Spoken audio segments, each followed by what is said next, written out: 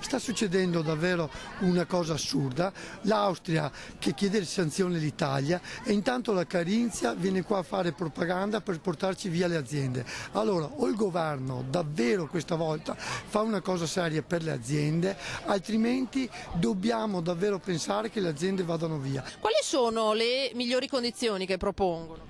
Beh, una fiscalità assolutamente importante, un 24% contro il 48% nostro, ma credo davvero che il governo debba intervenire, ma intervenire in maniera seria, perché che un paese venga qui a pubblicizzare e portarti via le aziende, credo davvero sia una cosa assurda. Tra l'altro Europa su Europa, io credo che questo davvero si debba fermare, lo può fermare un governo serio che dice di essere del cambiamento, facendo un shock fiscale perché le aziende rimangono nel territorio, altrimenti gli imprenditori scapperanno, loro non hanno problemi perché i prodotti andranno a fare altrove, un'ora di macchina da qui e impoveriremo il nostro territorio che è sempre stata la locomotiva di tutta l'Italia. Nella campagna elettorale tutti quanti andavamo a dire la defiscalizzazione per mantenere le aziende. Oggi il governo non sta facendo niente.